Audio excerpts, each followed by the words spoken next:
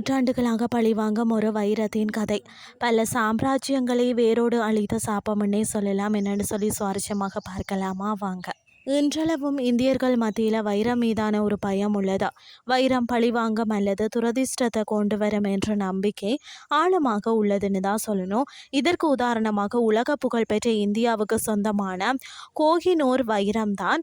அதனுடைய கதையை கூட சொல்கிறார்கள். 7 நூற்றாண்டுகள் பல சிம்மாசனங்களை கடந்த அரச குடும்பங்களை அழித்த வைரமாம். இவை அனைத்தும் தற்செயலாக நடந்ததா அல்லது வைரத்தின் விளைவுகளா என்று ஆராய்வதை விட சுவாரஸ்யம் மிகுந்த அந்த வரலாற்று பயணத்தை தான் நாம் இன்றைக்கு பார்க்க போகிறோம். 13ஆம் நூற்றாண்டில் உலகின் மிக பெரிய ஒரு வைரமான கோஹினூர் தெலுங்கானா மாநிலத்தில் உள்ள கொல்லூர் சுரங்கத்தில் கிடைத்தது. இந்த வைரம் பார்த்தீங்கன்னு சொன்னால் பட்டை தீட்டப்பட்ட காகத்திய அரசர்களின் கைகளுக்கு சென்றது. அவர்கள் தங்களின் குலதெய்வமான அதாவது பத்ராட்சி அம்மன் கோயிலுக்கு அர்ப்பணித்திருந்தனராம்.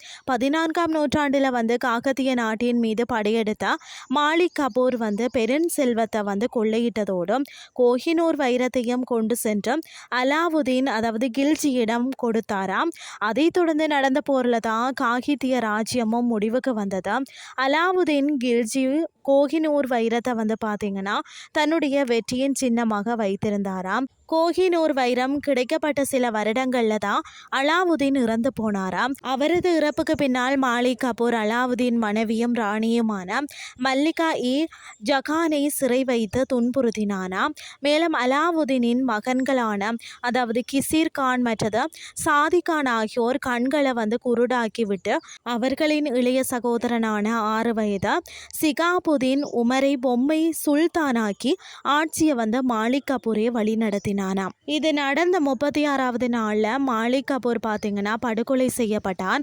அதன் பின்னர் சிறுவன் சுல்தான் அதாவது சிகாபுதீன் உமர் கொலை செய்யப்பட்டு அவரது சகோதரர் மற்றது பாதுகாவலரான முபாரக் டெல்லி சுல்தானாக முடிசூட்டி கொண்டார். ஆயினும் ஆட்சிக்கு வந்த 4 வருடங்கள்ல அதாவது முபாரக்கை அவரது நண்பரான குஸ்ரு கான் கொலை செய்து ஆட்சியை பிடித்தாராம். இதனுடன் அலாவுதீன் கில்ஜியின் வம்சமும் மொத்தமாக அழிந்து போனதா.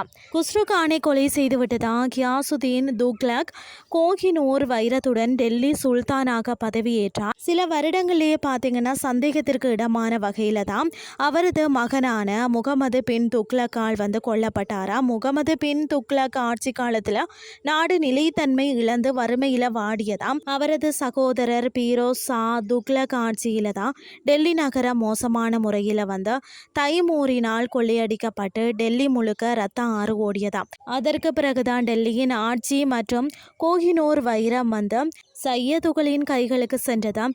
இவர்கள் 37 ஆண்டு கால ஆட்சியில் 4 சுல்தான்கள் ஆட்சியில் அமர்ந்தனர்.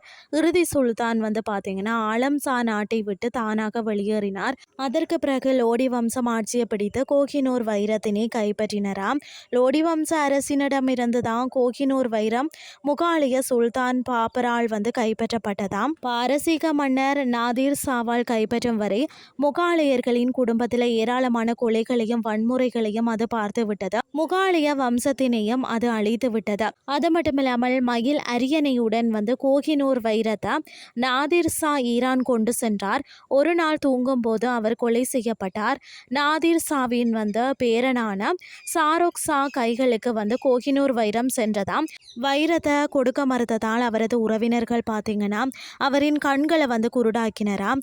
அதற்கு பிறகு ஆப்கானிய ஆட்சியாளர் சீஜா துரானியின் கையில் அணியும் காப்பில் கோஹினூர் பதிக்கப்பட்டதாம். அவரது ஆட்சியும் சரிந்ததும் தன்னை காப்பாற்றிக் கொள்றதுக்காக கோஹினூர் வைரத்தை பார்த்தீங்கன்னா மகாராஜாவான ரஞ்சித் சிங்கிடம் துரானி ஒப்படைத்தாராம். இன்றைய கிறிஸ்டி உங்களுக்கு பிரயோசனமாக அமைஞ்சிருக்கும்னு சொல்லி நானும் நம்புறேன்.